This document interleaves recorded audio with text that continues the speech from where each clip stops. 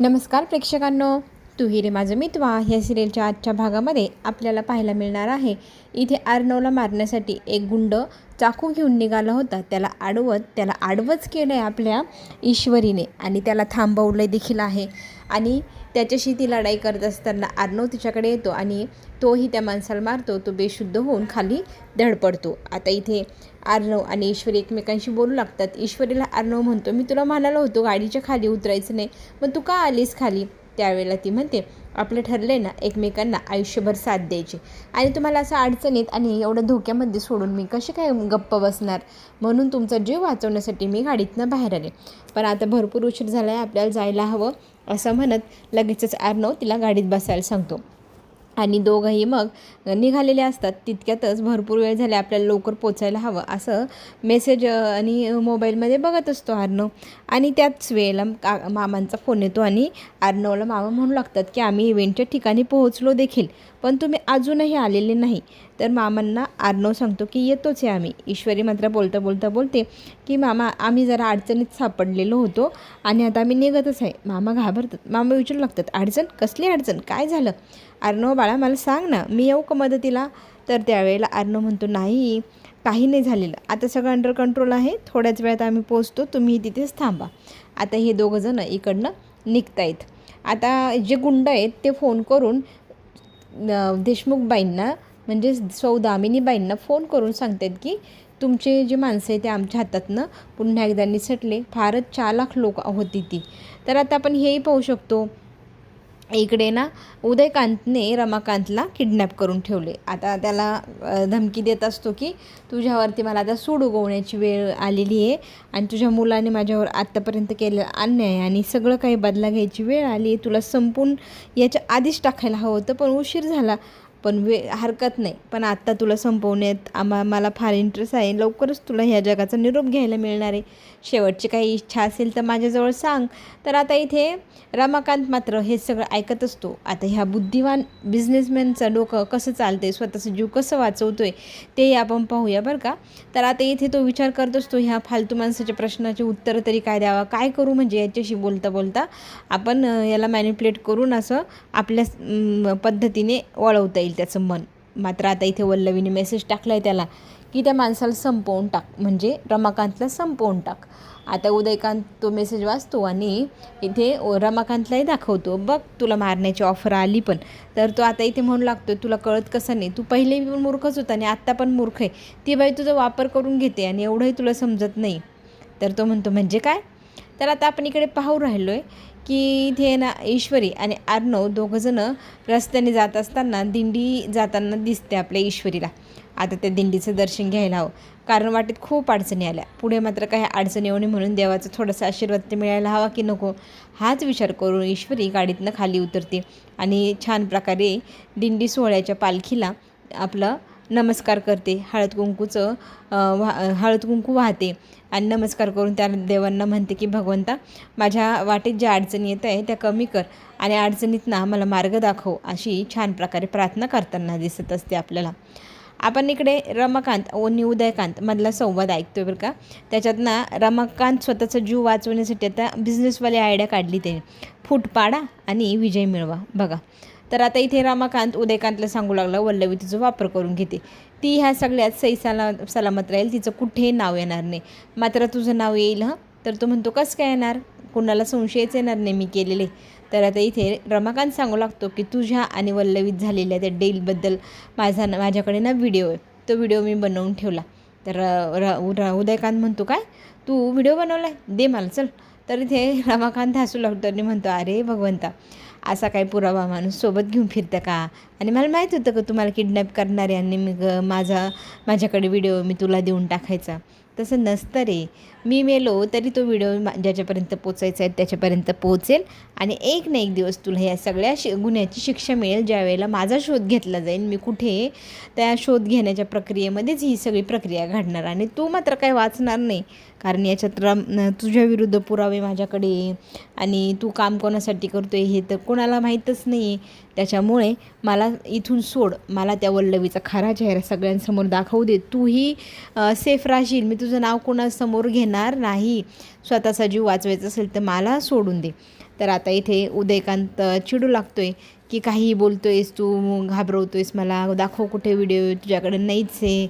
आता इथे रमाकांत हसू लागतो जोरजोरात. मारायचं असेल तर खुशाल मार, मला काही भीती नाही. जेलमध्ये तू जाशील, सडशील तिथे तू, आणि वल्लवी मात्र माझ्या मुलाच्या घरात ऐशोआरामामध्ये राहणार. आता इथे आपण पाहतोय ईश्वरी अजूनही दिंडीच्या सोहळ्याच्या दर्शनातनं बाहेर आलेली नाही. त्या दिंडीच्या गर्दीमध्ये आतमध्ये जाऊन आर्नो ईश्वरीला म्हणतो की चल. ईश्वरी त्याला म्हणते इथपर्यंत आलाच आहात तर नमस्कार करून दर्शन घ्या. आता इथे दोघंही छान प्रकारे जोडीने दर्शन घेतात पालखी सोहळ्याचं, पादुकांचं. आणि मग ती दिंडी पाहून ईश्वरीला खरंच किती छान वाटतं. ती म्हणते देव आपल्यासोबत असाच आहे बघ, देवाने आपल्या रस्त्यात दर्शन दिले ना, त्याच्यामुळे ती देवाचं कौतुक करते आणि म्हणते देव आपल्या पाठीशी कायम राहणार. तर आता आपण पुढे हेही पाहत आहोत की नम्रता त्या आयोजकांकडनं स्वतःसाठी पासेस मागवून घेते कशी बशी करून, आणि त्या आयोजकांनी ते पासेस दिले देखील. मात्र आता इथे आपण पाहतोय आकाशने पाहिलं की 2च पासेस आहेत. तर त्याचं म्हणणं आहे की माझ्या भावाचं पास कुठे, त्याला पण ह्या स्पर्धेत भाग घ्यायचा आहे, त्याचीही पासेस मिळालेली नाही, तर तुम्ही 2च पास का दिले, 4 पास द्यायला हवी होती. आता हे जे वादाचं प्रकरण आहे, तर इथे आयोजक म्हणतात तुमची आकाश टेक्स्टाईल आहे, मी तुमच्याबद्दल बोलते, तुम्ही इथे हाजीर आहात म्हणून तुमच्यासाठी मी पासेस अरेंज केले. आता तुम्ही म्हणाल तुमच्या भावासाठी पण करा, तर ते होणार नाही. त्यांना प्रत्यक्ष इथे यावं लागेल, आमच्याशी बोलावं लागेल, मग आम्ही ठरवू, आमच्या स्पर्धेचे नियम आहे भाऊ. तर आता इथे हा भाऊ काय ऐकायला तयार नाही बरं. तो इथे हमरीतुमरी करतो आहे, माझ्या भावाला तुम्ही द्यायला हवं असं तसं. तर नम्रता आता इथे आकाशला म्हणतो तुम्हाला समजत का नाही, त्यांची कंपनी वेगळी, तुमची कंपनी वेगळी, नियम असतात, काही अटी असतात बघा. त्याच वेळी ह्या दोघांमधला संवाद ऐकत इथे सौदामिनी येते. तिला लक्षात आलं आहे की ही जी मुलगी आहे ना ही फार स्वार्थी, कारण तिला तिच्या बहिणीची किंवा आर्नवची काळजी नाही, तिला स्वतःचीच काळजी, स्वतःचे पासेस भेटले तरी किती खुश झाली. आता इथे आकाशना सौदामिनी बाईशी बोलतो की काय काम आहे तुमचं. तर ती म्हणते मी तुम्हालाच भेटायला आले, तुम्ही एवढी स्पर्धेत भाग घेतला आहे, मला बघायला हवं की नको. तर तुझा भाऊ काही इथे पोचलेला नाही आहे, तर तो कुठे तोंड लपवतो आहे असे सौदामिनी बाई म्हणते. आकाश तिला म्हणतो माझा दादा येतच आहे रस्त्याने, तो लवकरच पोचेल. आता तो बाहेर निघून जातो. सौदामिनी बाई नम्रताला विचारते तू कोण, तू ईश्वरीची बहीण आहेस का, मग स्वतःच्याच बहिणीच्या विरोधात का उभी राहिली आहे. तर ती उत्तर देते की मला माझं अस्तित्व निर्माण करायचे, मला माझी हुशारी दाखवायची, म्हणून मी स्वतःला सिद्ध करण्यासाठी या स्पर्धेत उतरलेली आहे, आणि तिथून निघून जाते. सौदामिनी बाईचे लक्षात हाच तो त्या वल्लवीचा प्यादा. ती म्हणत होती माझ्याकडे एक प्यादा आहे म्हणजे हीच ती, आणि हिचाच वापर करून आता वल्लवी बहुतेक स्पर्धेत ईश्वरी आणि आर्नवला हरवण्याचा प्रयत्न करणार असेल. इकडे आपण हेही पाहत आहोत राकेश जोरात ना आजारी असल्यासारखं ओरडत असतो, आणि त्याच्या ओरडण्याचा आवाज ऐकून हवालदार टेन्शनमध्ये काय बाबा तू सारखंच ओरडून राहिला. तर राकेश म्हणू लागतो की मला बरं वाटत नाही आहे, माझं खूप हात पाय कंबर वगैरे सगळं दुखते, आणि आज मला जेवण पण नको, माझ्या वाटेचं आणू पण नका, असं तो हवालदाराला सांगतो. आता हवालदार दिवसभर डिस्टर्ब करायला त्याच्या सेल बाहेर येणार नाही, ह्याच गोष्टीचा तो आता फायदा घेणार. त्याला भरपूर वेळ मिळालेला आहे. आता ह्याच गोष्टीचा फायदा घेत तो बॉम्ब तयार करणार आहे, ज्या बॉम्बने त्याला आर्नव आणि ईश्वरीवरती हल्ला करायचा आहे.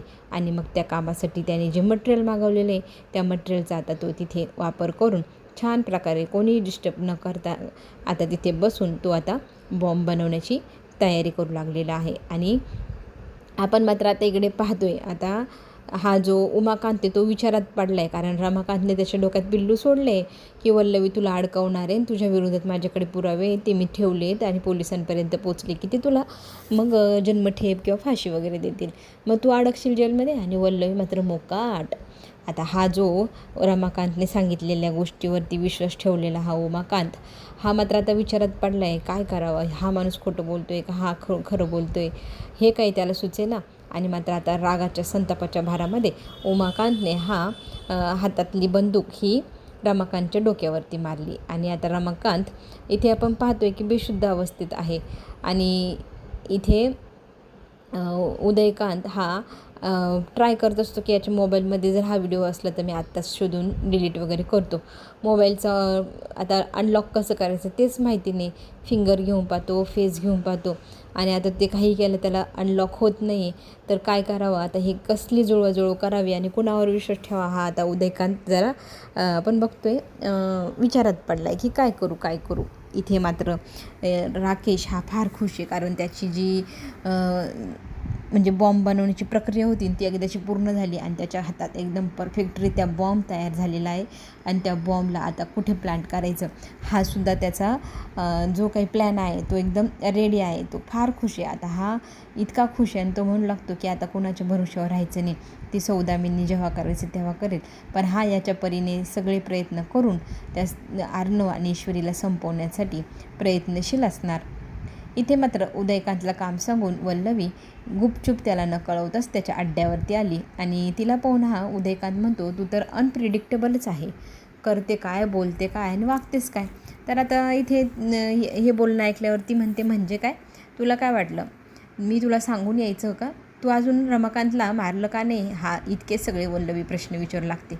आता उदयकांत तिला म्हणू लागतो, मारलं का नाही, अगं मूर्खबाई, आपल्या दोघांविरुद्ध ह्या माणसाने पुरावे तयार केले आणि आपल्या दोघांची व्हिडिओ पण तयार आहे, आपण सोनं घेत होतो आणि तू सोनं चोरत होती, हे सगळं काही पुरावे निश्चित त्याच्या मोबाईलमध्ये आहे आणि तो मला सांगत नाही कुठे ठेवले. आणि हे आपण याला मारल्यानंतर कधी कधी कोणाला मिळेलच आणि मिळाले की ते लगेचच आपल्याला पोलिसांच्या ताब्यात देतील. ही जी गोष्ट आहे ती आता वल्लवीला माहीत नव्हती की एवढं सगळं इथे केलेलं आहे रमाकांतने. आणि हे कळल्यानंतर ती आता म्हणू लागले की आता विचार कर काय करायचं, याचं काय करायचं. उदयकांत म्हणतो, आपण याला आत्ता मारू नाही शकणार, याला मारलं तर आपण जास्त गोते येऊ, आपल्याला आता याला व्यवस्थित इथे किडनॅप करून ठेवावं लागेल आणि आपल्याला याच्याकडनं माहितीच काढून घ्यावं लागेल की ते व्हिडिओज आणि ते पुरावे कुठे. ते पुरावे आपल्या हातात आले, आपण ह्या माणसाचा गेम ओव्हर करायचा, असं वल्लवी उदयकांतला म्हणते. आणि उदयकांतला पण ती युक्ती पटलेली आहे. आता दोघंही त्याला शुद्धीवर आणण्याचा प्रयत्न करत आहे. तो शुद्धीवर आला म्हणजे सांगेलच कुठे ठेवले कुठे नाही. इथे मात्र वल्लवी इतके प्रयत्न करते. उदयकांत म्हणतो, आता काही शक्यच नाही, तो बेशुद्ध झालेला आहे, काय करावं म्हणून दोघंही टेन्शनमध्ये. पण इथे वल्लवी म्हणत असते की काहीही करून ह्या माणसाला शुद्धीवर आणा, हा शुद्धीवर आलाच पाहिजे आणि याच्याकडनं कबुली घ्यावीच लागेल की कुठे ठेवले ते सगळे पुरावे. इतकी चिडचिड वल्लवी करत असते. तिचा एवढ्या वर्षांची मेहनत, एवढ्या वर्षांचे कष्ट आहे ते आता इतके वायफळ जाणार, ह्या गोष्टींनी तिचा संताप होत असतो. एका चुकीमुळे इतक्या वर्षांची मेहनत वाया नको जायला, म्हणून ती रमाकांतला हवं तसं इतक्या वेगवेगळ्या पद्धतीने ब्लॅकमेल करू लागली आणि मला सांग कुठे ठेवले म्हणून ते आता प्रश्न विचारू लागली. मात्र आता इथे रमाकांत शुद्धीवर येऊ नये काहीच बोलत नाही, उलटं तो जोरजोरात हसतोय आणि ह्या दोघांचा संताप वाढतोय. आणि वल्लवी मात्र म्हणते की सांग कुठे ठेवले, तू काही सांगायलाच तयार नाही. त्याला आता जगायचं आहे तर त्याला हे न सांगणं हेच एक गोष्ट आहे याच्या हातामध्ये. तर आपण इकडे हेही पाहतोय की राकेशने आता त्याच्या एका व्यक्तीला हा जो बॉम्ब आहे तो द्यायचे ठरवले, त्याला लवकरच बोलवलेलं पण आहे भेटायला. आणि तो व्यक्ती हा बॉम्ब घेऊन त्याला हव्या त्या ठिकाणी ठेवून देणार आणि मग होणार एक ब्लास्ट.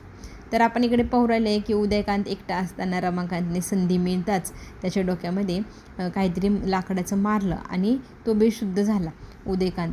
आणि हेच गोष्टीचा फायदा घेत आपला रमाकांत हा तिथून फरार झालेला असतो. आणि उदयकांत जेव्हा शुद्धीवर येतो तेव्हा फोन करून वल्लवीला सांगतो की रमाकांत फरार आहे, त्याला शोधायला हवं, तो इथून पळाला आहे. आता पळता रस्त्यापर्यंत कसं बसं आलेले असतात आणि योगायोगाने त्याच हायवेवरनं इथे अर्णवची गाडी चाललेली असते. आणि ईश्वरी मात्र खिडकीतनं तिला असं काहीतरी दिसतं की कोणतरी म्हातारा व्यक्ती आहे आणि तो एवढा दमलेला थकलेला आहे. तेव्हा ती नीट निरखून पाहते, तेव्हा तिचे लक्षात येतं तर हे बाबा आहे. तर अर्णवला ती सांगत असते की थांबा इथे बाबा आहे, गाडी थांबव. अर्णव मात्र म्हणतो नाही तसं काही नसणार. आणि बघता इथे वल्लवीची माणसं आली पण आणि बाबांना तिकडे झाडाच्या पाठीमागे कोपऱ्यात लपवून ठेवलं पण. चला तर मग पुढे येणारा ट्विस्ट आपण पाहूयाच काय होते. तोपर्यंत घेऊ छोटीशी विश्रांती. धन्यवाद.